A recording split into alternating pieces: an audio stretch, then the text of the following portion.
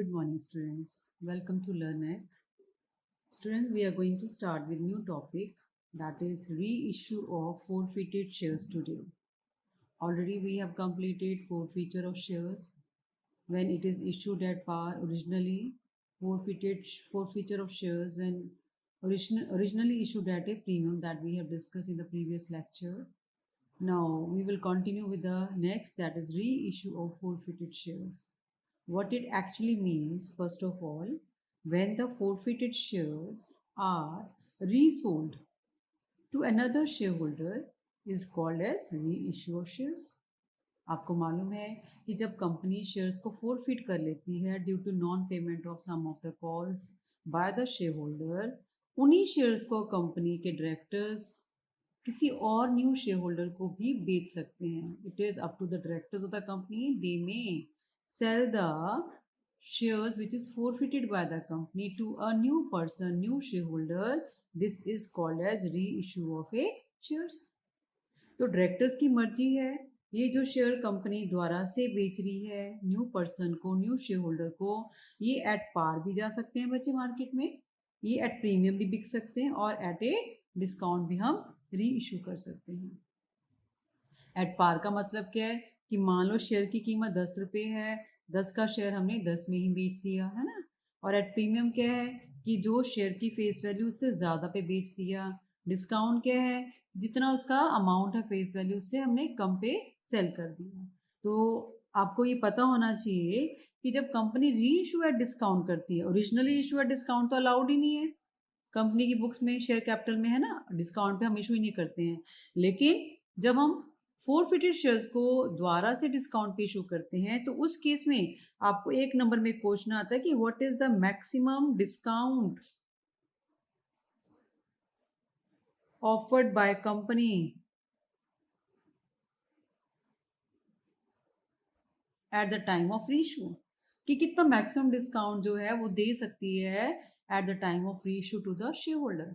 तो आपको पता होना चाहिए बच्चे कितना हो सकता है मैक्सिमम, जितना कंपनी ने कैपिटल गेन किया. पहले कैपिटल गेन मतलब जब कंपनी ने शेयर्स को फोरफिट किया तो ऑलरेडी शेयर होल्डर ने कुछ पे किया था उसके ऊपर, कोई एप्लीकेशन मनी आई थी या कोई अलॉटमेंट तक आ गई थी, तो जो आ गई थी वो कंपनी के पास रह गया था, शेयर भी वापस आ गया था और जो पैसा आया था ऑलरेडी उनका वो भी कंपनी के पास ही रह गया था. सो जितना अमाउंट रह गया था वो हमने किस में डाला था बच्चे, शेयर फोरफिटेड अकाउंट क्रेडिट किया था फोरफीचर के टाइम, तो वो कंपनी का कैपिटल गेन था. जितना अमाउंट आ चुका है उन शेयर्स के ऊपर उतना ही मैक्सिमम डिस्काउंट जो है कंपनी ऑफर कर सकती है while reissue of shares at a discount, इससे ज्यादा नहीं दे सकती. ठीक है, समझ में आया क्या मतलब है कि कंपनी ने जब फोरफिट किए शेयर्स, उस केस में कंपनी के पास जितना प्रॉफिट आया, जितना अमाउंट आ चुके हैं फोरफिटेड शेयर्स पे, वो कंपनी का कैपिटल प्रॉफिट है, वो कंपनी के पास ही रहता है. उतनी अमाउंट तक जो कंपनी डिस्काउंट ऑफर कर सकती है वो मैक्सिमम अमाउंट है जहां तक कंपनी अपने शेयर्स को री इशू कर सकती है एट ए डिस्काउंट. तो हम इसको एग्जाम्पल के थ्रू कर लेते हैं क्लियर, ताकि आपको क्लियर हो जाए बच्चे. एग्जाम्पल मैंने लिखा है कि वन शेयर, एक ही शेयर की बात कर रहे हैं जिसकी कीमत क्या है बेटे 10 रुपए, on which ₹3 has already received. 10 का शेयर है, 3 रुपए उस पर आ चुके हैं, इज फोरफिटेड, शेयर फोरफिट हो गया एंड रीइशू भी कर दिया. Minimum ₹7 must be collected. अब ये 10 का शेयर जिसपे 3 आ चुके हैं, इसका मतलब 7 नहीं आए, उसके कारण फॉरफिट हो गए थे शेयर्स. तो जब अब कंपनी द्वारा से रीइशू करेगी तो मैक्सिमम डिस्काउंट कितना दे सकती है, 3 रुपए आए थे तो ये 3 रुपए मैक्सिमम कंपनी का डिस्काउंट हो सकता है. तो कंपनी को 7 रुपए तो कलेक्ट करने ही पड़ेंगे eight the time of reissue. ठीक है, समझ में आ गया बच्चे. इसका मतलब क्या हुआ, maximum discount allowed at the time of reissue is ₹3 in this example. 3 रुपए है इस एग्जाम्पल में. क्लियर हो गया बच्चे.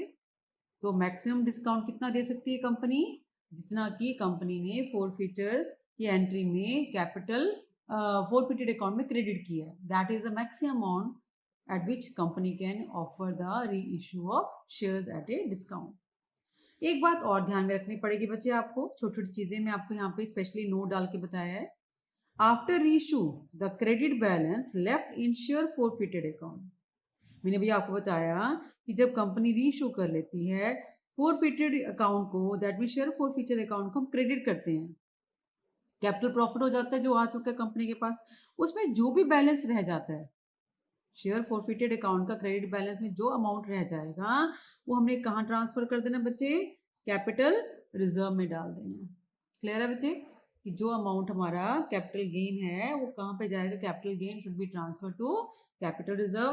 तो उस केस में हम एंट्री डाल देते हैं बच्चे, share forfeited account debited to capital reserve account. ये एंट्री क्लियर होगी। क्या डाली हमने, share forfeited account debited to capital reserve account. अब क्या है एक और स्पेशल चीज आपको याद रखने वाली कि in case all forfeited shares are not reissued, ये जरूरी नहीं है कि मान लो 100 शेयर कंपनी ने फोरफिट किए, 100 के 100 शेयर ही री इशू हो गए, हो सकता है 100 शेयर फोरफिट हुए 50% जो है री इशू हो गए या 60% री इशू हो गए। तो ये ध्यान रखना है। तो क्या करें, in case all forfeited shares are not reissued then only capital gain on shares reissued shall be put to capital reserve account। तो आपने इसमें प्रोपोर्शनेट निकाल लेना है बेटे। वो हम फॉर्मूला लगाएंगे कि इतने शेयर, जितने शेयर रीश हुए ना उतने शेयर पे कैपिटल प्रॉफिट कितना था, उतने शेयर पे कैपिटल लॉस कितना है, उन दोनों का जो डिफरेंस आएगा वो हम कहाँ डाल देंगे, कैपिटल रिजर्व में डाल देंगे। ये कब करना आपने, जब आपके all the forfeited shares are not reissue. तो प्रोपोर्शनेटली आपको कैपिटल गेन में से कैपिटल लॉस माइनस करके कैपिटल रिजर्व में अमाउंट को ट्रांसफर करना है। क्लियर है। Now we will just have the journal entry for this, right, कि जब आप रीइशू के एंट्रीज डालते हैं what should be the various entry to put in.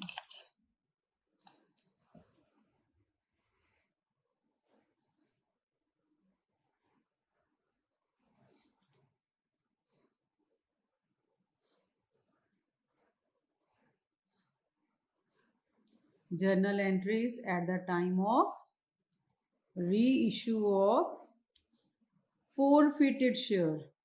Reissue word अपने आप में क्लियर करता है, द्वारा से जो शेयर इशू हुए द्वारा से रीइशू किए जा रहे हैं उनकी एंट्रीज। तो हमको पता है कि हम रीइशू जो है रीइशू एट पार भी कर सकते हैं।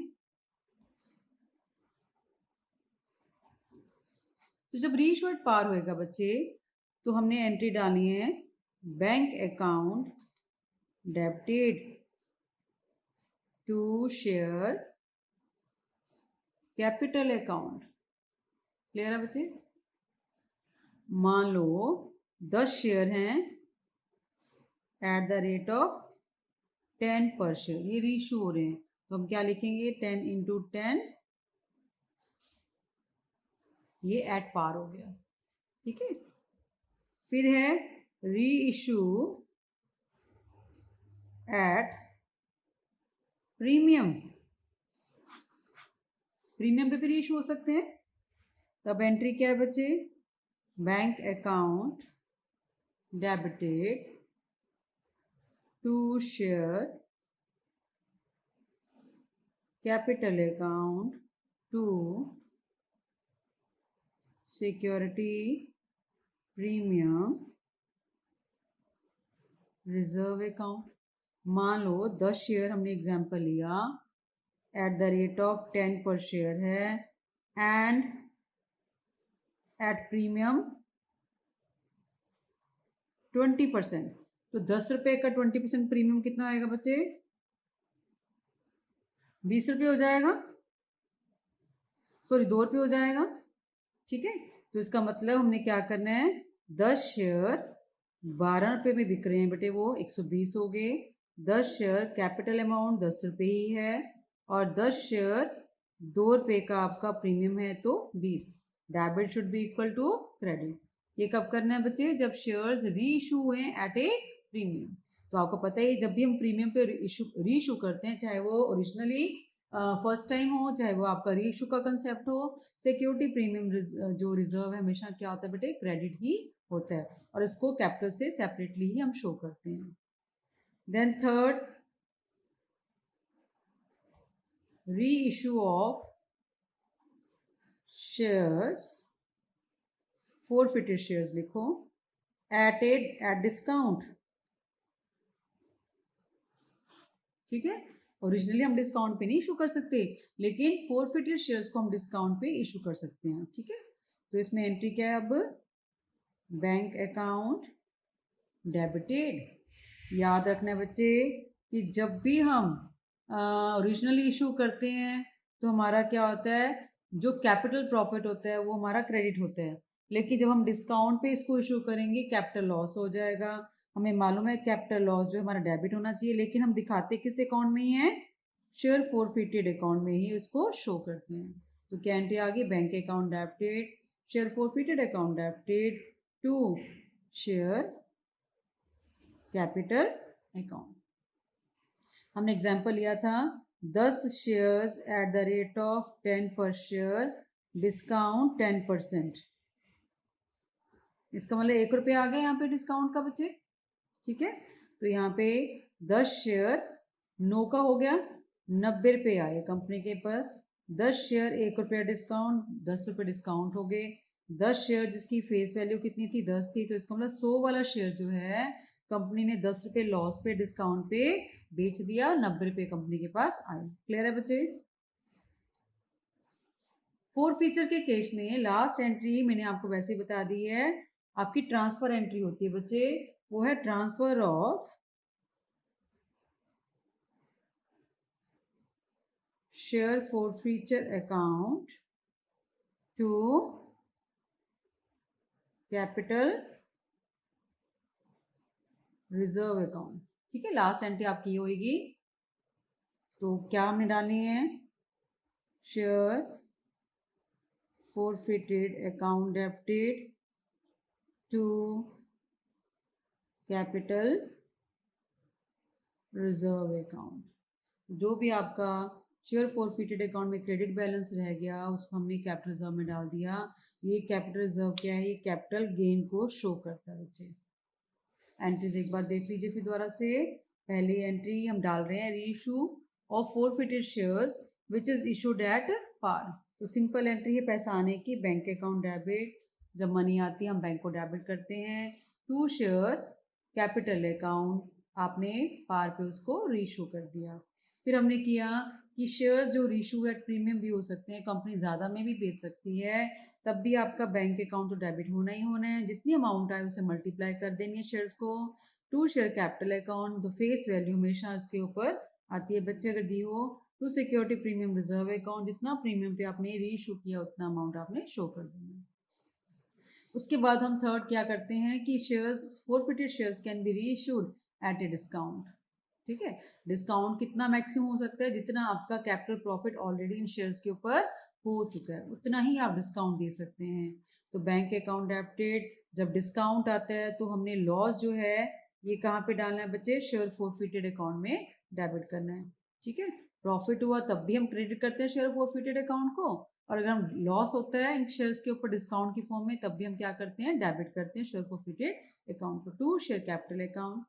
अब जो आपका कैपिटल प्रॉफिट है शेयर फोरफिटेड अकाउंट में क्रेडिट के बैलेंस की फॉर्म में, उसको हमने एंड में कहाँ डालना है बच्चे, share forfeited account debited to capital reserve account. तो ये आपके एंट्रीज हैं. अब हम एक क्वेश्चंस लेके करते हैं बेटा, ताकि आप लोगों को प्रॉपर इस टॉपिक की भी अंडरस्टैंडिंग हो जाए.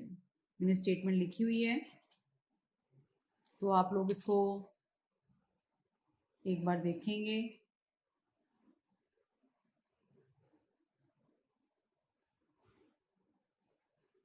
So I'll just read the statement first. आप इसका स्क्रीनशॉट भी ले सकते हैं. Give journal entries to record the following transactions of forfeiture and reissue of shares.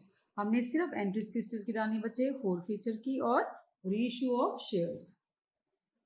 And open share forfeited account. मैं आपको ये भी सिखा दूंगी कि share forfeited account by chance अगर आपको आ जाए तो आपने कैसे इसको ओपन करना है बच्चे। स्टेटमेंट क्या है हमारे पास, L limited forfeited 470 equity shares of ₹10 each.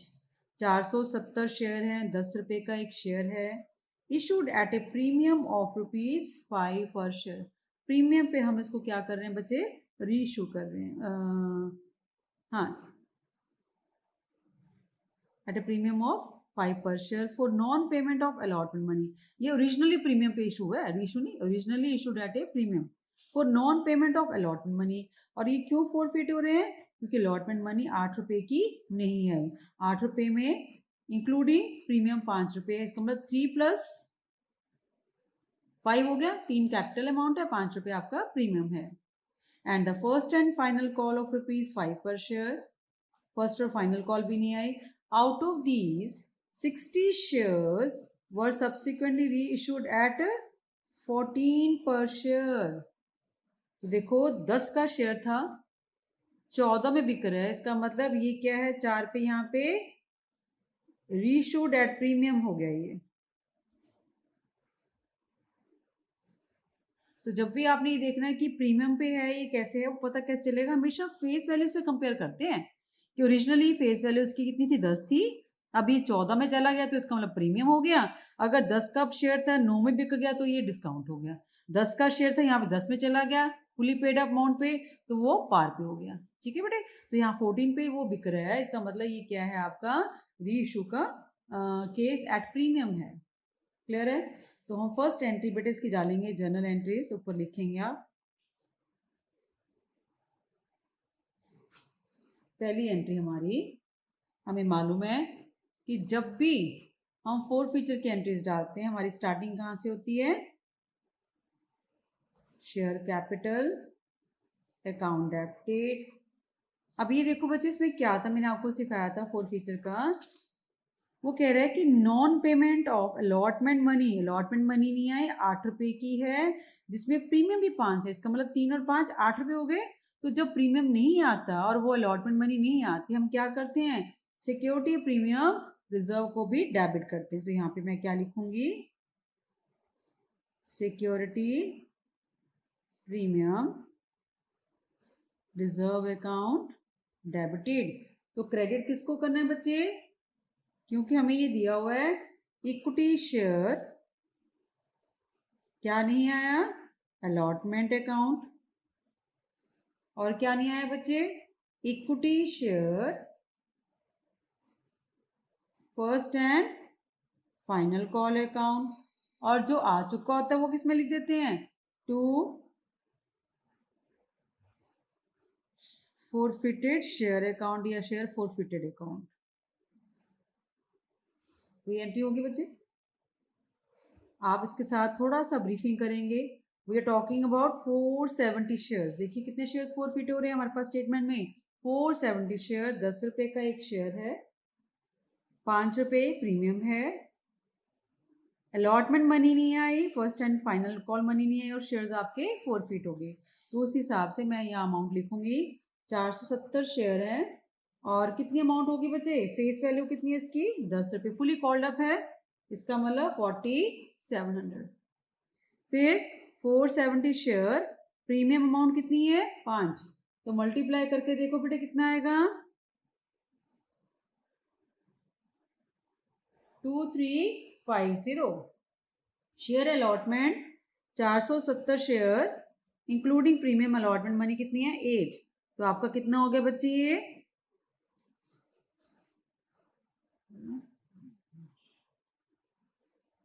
3760। समझ में आ रहा है बेटे। Equity share first call and final call हमारी कितने की थी, वो 2 रुपए की थी। ठीक है, आप देखो ध्यान से, एक बार दोबारा से स्टेटमेंट देख लो, फर्स्ट एंड फाइनल कॉल, ये रही, and the first and final call 5 rupees, not 2, 5 rupees. तो हम यहाँ पे क्या लिखेंगे बच्चे, ₹5। 5 का ऑलरेडी अमाउंट ऊपर मल्टीप्लाई किया हमने, 2350। तो शेयर फॉरफिटेड अकाउंट में सिर्फ क्या आया, अगर आप देखो निकाल सकते हो, हम यहाँ पे कर लेते हैं अमाउंट कैसे है, application, allotment, first call and final call. First call and final call भी दी हुई है। 3 + 5, 5 प्रीमियम था, 3 क्या थी बेटे, कैपिटल अमाउंट थी। 5 और 3 8, तो इसका मतलब एप्लीकेशन मनी कितनी होनी चाहिए, 2 रुपये। तो यहाँ पे हम क्या लिख सकते हैं बच्चे, 2 रुपीज 940। अगर आप इसको ऐड करो, इसको ऐड करो, debit should be equal to credit. Clear है। Share capital account debited, security premium reserve account debited. क्यों डेबिट किया, क्योंकि अलॉटमेंट के साथ प्रीमियम है, अलॉटमेंट मनी आपकी अनपेड है, नहीं आई, इसके कारण आपके शेयर्स फॉरफिट हो गए। तो हमने ऊपर डेबिट कर दिया, नीचे अलॉटमेंट इंक्लूडिंग प्रीमियम को क्रेडिट कर दिया। फर्स्ट एंड फाइनल कॉल को क्रेडिट किया क्योंकि ये भी नहीं आए, और फॉरफिटेड शेयर अकाउंट को क्रेडिट किया with the amount which is already received.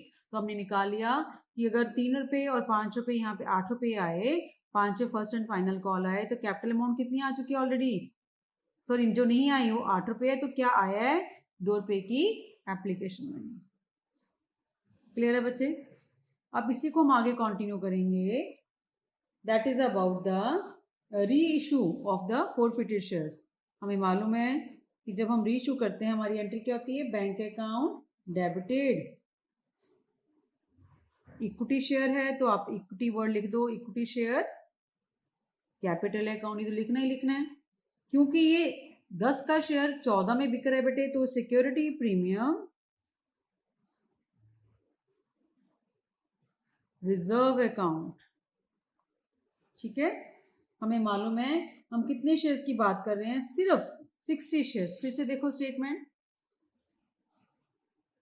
कहता है आउट ऑफ दीज 470 फॉरफिट हुए, out of these 60 shares were reissued at 14। तो सिर्फ हमने क्या करना है बच्चे, 60 शेयर्स की बात हो रही है, 60 शेयर्स का ही हम वर्किंग शो करेंगे। 60 shares at the rate of 14, 840 आ गए। लेकिन 60 शेयर्स की जो पेड वैल्यू थी 10 रुपीज थी बच्चे, 660 शेयर्स की प्रीमियम कितने पे कर रहा है वो इशू, 4 पे, तो 240 आपका सिक्योरिटी प्रीमियम रिजर्व क्रेडिट हो जाएगा। क्लियर है। तीसरा हमने क्या करना है, कैपिटल रिजर्व में अमाउंट को ट्रांसफर करना होता है। तो यहाँ पे जब हम ट्रांसफर करते हैं ना बच्चे, वर्किंग नोट बना लेने हैं आपने। तो आपको बहुत सिंपल है, मैं बताती हूँ कैसे। आपको ये पता है कि फॉरफिटेड शेयर क्या शो करता है, कैपिटल गेन कितनी अमाउंट से है, 2 रुपए से। तो आपने 470 रुपए के ऊपर 2 रुपए के हिसाब से 940 का कैपिटल प्रॉफिट हुआ, तो रेट क्या है, 2 रुपए। अब हमने क्या करना है, 60 शेयर्स की बात हो रही है। तो मैंने बताया था आपको थ्योरी में कि जितने शेयर रीइश्यू होते हैं उतने पे ही कैपिटल प्रॉफिट हमने निकालना है पहले, ठीक है। तो हम करेंगे 60 शेयर्स इंटू 2, 120 रुपए का क्या है, कैपिटल प्रॉफिट हो गया। क्लियर हो गया बच्चे। उतने शेयर्स, जितने शेयर इशू है ना, 2 रुपए का प्रॉफिट था फर्स्ट एंट्री में, 2 रुपए के मल्टीप्लाई करके आपका कैपिटल प्रॉफिट कितना आ गया, 120 रुपए।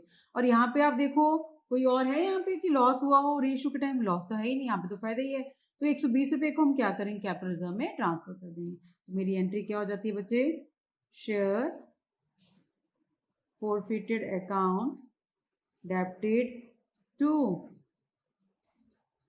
कैपिटल रिजर्व अकाउंट 120 रुपए। ये क्लियर हो गया, ठीक है जी। अब हमने इसका क्या बनाना है बच्चे, शेयर फॉरफिटेड अकाउंट बनाना है।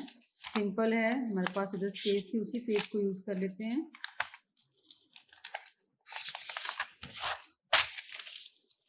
जब भी हम कोई भी बेटे लेजर अकाउंट बनाते हैं वो जर्नल एंट्री से बनता है ना। तो जर्नल एंट्रीज हमारे पास ये 3-4 आ चुकी हैं, इसी की हम क्या बना देते हैं, लिखेंगे ऊपर फॉरफिटेड शेयर अकाउंट। तो सिंपल सा फॉर्मेट मैं हाथ से बना रही हूँ, आप ज़्यादा बड़ा नहीं बनना, क्योंकि 2-3 एंट्रीज ही हमारे पास, debit and credit. We know हम यहाँ पे क्या लिखते हैं, particular, this is for amount, particulars and this is for amount. We used to write to and by, ये तो नॉर्मल फॉर्मेट है ही है बच्चे। अब हमारे पास ये जनरल एंट्रीज हैं, जहां पे शेयर फॉरफिटेड अकाउंट आया उसकी सिर्फ एंट्री लेके जानी है, शेयर फॉरफिटेड अकाउंट, ये देखो फॉरफिटेड शेयर्स अकाउंट लिखा हो ना, तो क्या है, share capital account to forfeited share account. तो फॉरफिटेड अमाउंट में 2 रुपए की कैपिटल अमाउंट है, ठीक है, तो आपने सिर्फ कैपिटल को ही क्या करना है, लेजर अकाउंट में लेके जाना है। तो मैं क्या लिखूंगी यहाँ पे बच्चे, बाय इक्विटी है तो इक्विटी लिख दो, by equity share capital account. कितने की बात हो रही है बच्चे, 940 रुपए, ये देखिए 940 है हमारे पास एंट्री में, तो हम यहाँ पे 940, इसका मतलब share capital account debited to forfeited share account. तो फॉरफिटेड शेयर अकाउंट में हमने 940 क्या कर दिए बच्चे, क्रेडिट कर दिए। और देखिए कहाँ पे फॉरफिटेड अकाउंट है, सेकंड एंट्री में नहीं है, थर्ड एंट्री फिर आ जाता है, share forfeited account debited to capital reserve account 120, तो इसकी एंट्री क्या हो जाएगी, to capital reserve account 120, 940 total. तो बैलेंस कितना आ गया बच्चे, बैलेंस कैरी डाउन माइनस करके 820 रुपीज। दोनों साइड्स का टोटल आप क्या करेंगे, इक्वल कर देंगे। तो बट अगर कोई भी लेजर आ जाए तो आप लोगों ने ऐसे बनाना है, क्वाइट सिंपल। वैसे तो जनरल ही एंट्रीज आती हैं आपको, तो वो ध्यान से आप लोगों ने करना है। Now this topic of reissue of forfeited shares we have done. Practice on this. In case you don't understand anything out of it, just comment in the comment box. I will try to clear that down. Thank you.